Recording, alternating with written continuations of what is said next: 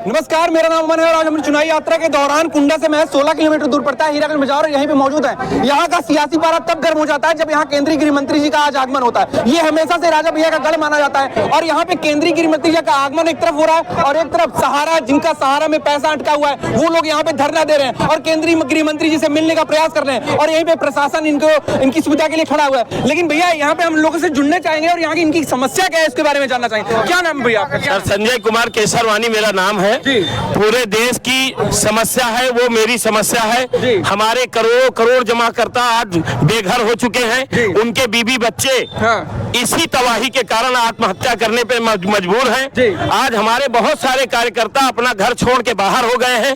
यही सरकार थी, यही सरकार के बीच में हम लोगों को यह आश्वासन दिया गया कि 45 दिन के अंदर पोर्टल के माध्यम से आपका भुगतान किया जाएगा।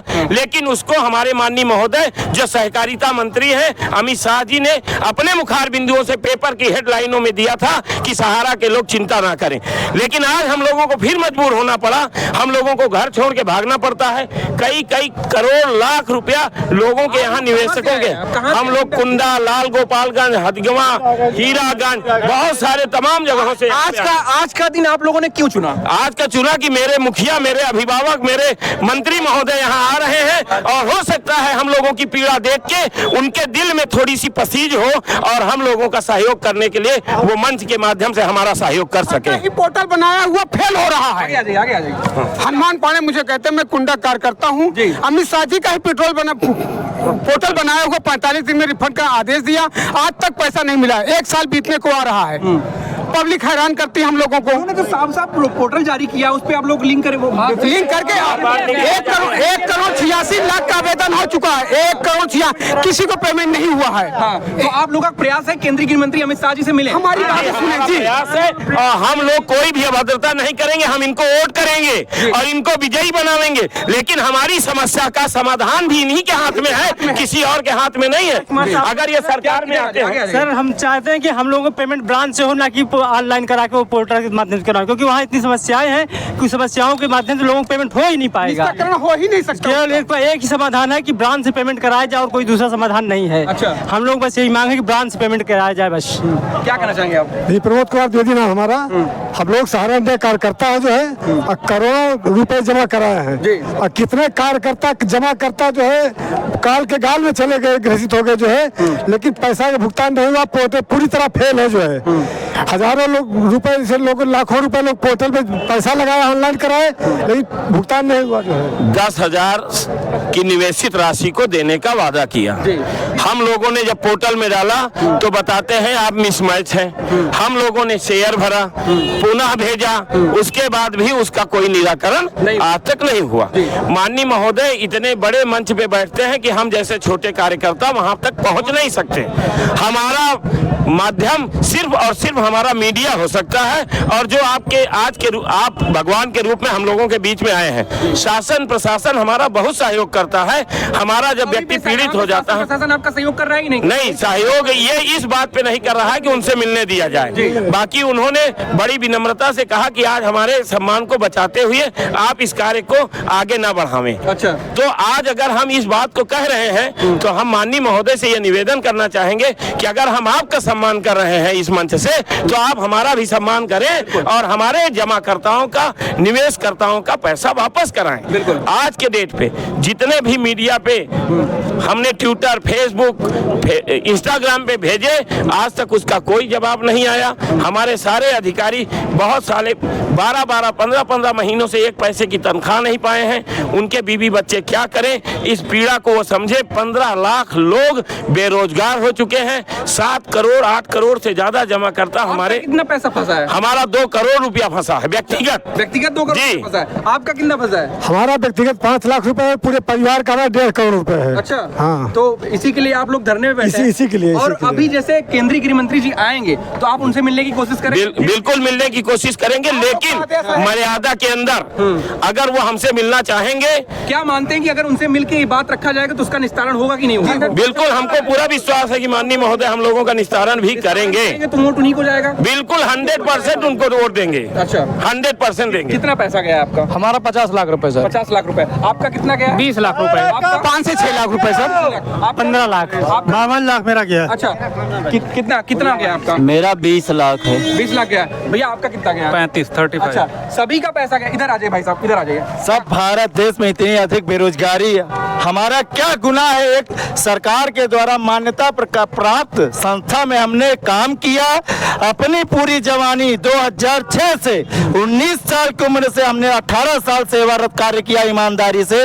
आज उसका यह इनाम मिल रहा है, हमें बेरोजगार कर दिया गया। समाज में हमको बड़ी गंदी निगाह से देखी जा रही है।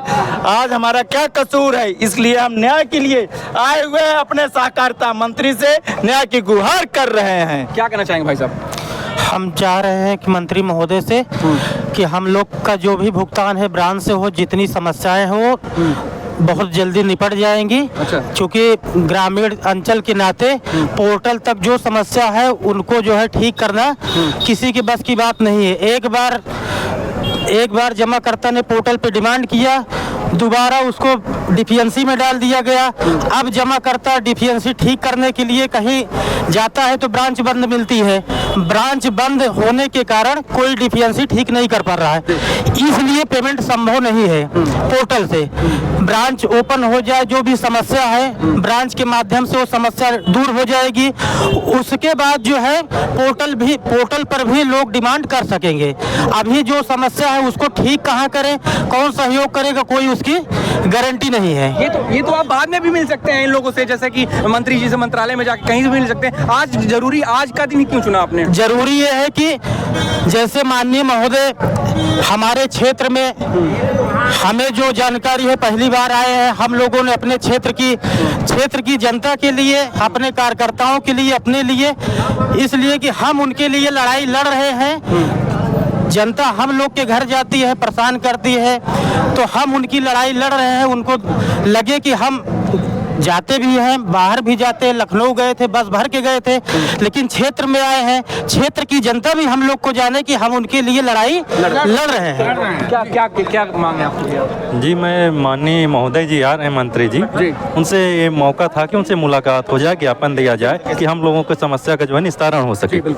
तो करीब जो है हमारे घर में फैमिली का मिलाकर 25 लाख रुपए 25 लाख रुपए जी फंसा हुआ है जी, अभी तक आया नहीं है। तो हम लोग अपनी समस्या को लेकर आगे मंत्री जी से मिलना चाहते थे, तो यहाँ प्रशासन ने हम लोगों को रोक लिया है, आगे जाने नहीं दिया। कोशिश है आपके, प्रयास क्या अभी? हम चाह रहे हैं कि माननीय मंत्री जी से मुलाकात हो जाए और उनको हम अपनी समस्या बता सकें, ज्ञापन दे सकें और हमारा जो है प्रक्रिया कार्यवाही हो सके आगे की। क्या भाई साहब क्या कहना चाहिए? कितने पैसे? सर हमारा भी 5 लाख रुपए फंसा है और हम यही चाहते हैं सर कि भुगतान जो है ब्रांच के माध्यम से किया जाए सर। चलिए, ये एक तरफ देखा जाए तो केंद्रीय गृह मंत्री अमित शाह जी आ रहे हैं, दूसरी तरफ सहारा, जिनका सहारा में पैसा निवेश किए थे उनका पैसा डूब चुका है और वो बेचारे धरने पे थे। किसी का करोड़ रुपए गया, किसी का 25 लाख, किसी का 30 लाख। तो देखने का ये दिलचस्प हो जाता है कि एक तरफ केंद्रीय गृह मंत्री जी और एक तरफ ये लोग धरना दे रहे हैं। ऐसे में कहीं ना कहीं उनकी ये जो रैली है उनका ये एक तरफ इनके ऊपर ध्यान देना चाहिए और यहाँ पे जो साफ साफ दर्शाता है इन लोगों की मांगे सुननी चाहिए और इनकी क्या कहना चाहेंगे भाई साहब? सर इस मामले में हम यही कहना चाहेंगे, पोर्टल के माध्यम से भुगतान संभव नहीं, ब्रांच के माध्यम से सारे भुगतान करवाए जाए, जो कम समय में ज्यादा से ज्यादा भुगतान करके लोगों को राहत दी सके जी। अन्यथा जो है इस तरह की राहत नहीं मिल पाएगी। पोर्टल क्या सर हमारा खुद का 15 लाख रुपए जमा है और काफी निवेशकों का पैसा जमा है। हम चाहते हैं सर कि ब्रांच से भुगतान कराया जाए। क्या कहना चाहते हैं सर? अभी तक जितना भी आप लोगों ने हमारा सहयोग किया है इस बात को वहां तक पहुंचाएं और हम लोग बीजेपी के पक्के वोटर हैं, कोई दिक्कत नहीं, लेकिन हम लोग वोट करते हैं और हम ही लोगों को भूल जाते हैं, हम ही लोगों को सजाएं मौत मिल रही है। हाँ, भूल जाते हैं, पक्का भूल जाते हैं। इनको नहीं समस्या पता है कि एक एक रुपया कैसे आता है। ये भी किसी गरीब माँ के पेट से ही पैदा हुए थे, लेकिन आज जब अमीर हो गए तो उन गरीबों की पीड़ा ये भूल चुके हैं कि इतना पीड़ित हमारा समाज का कितना आदमी कैसे जिंदा रह के अपने परिवार का भरण पोषण कर रहा है। हम लोग अब 50 साल की अवस्था में कहाँ जाएंगे? 50 साल की अवस्था में कहाँ जाएंगे? हम लोग रोजगार हो गए, कमाई आप लोग पूरी जिंदगी की कमाई भी रख दिया और अपने जीवन का अब जो समय बचा है अब हम कहाँ जाएंगे, कौन सा काम करेंगे, यही बता दे हमारे सरकार के जो मुखिया लोग हैं। अगर ये हमारे निदान को करते हैं तो हम इनको वोट करेंगे, नहीं करते हैं तो हम मजबूर होंगे। चलिए, बहुत बहुत धन्यवाद। धन्यवाद। देखा जाए तो एक तरफ केंद्रीय गृह मंत्री जी का आगमन हो रहा है, दूसरी तरफ ये लोग धरना दे रहे हैं। ऐसे में जाहिर सी बात है कि मंत्री जी को इनकी बात सुननी चाहिए और इनकी समस्याओं का निवारण करना चाहिए। कैमरामैन सूरज मिश्रा के साथ मैं अमन पांडे, धर्मपथ 9।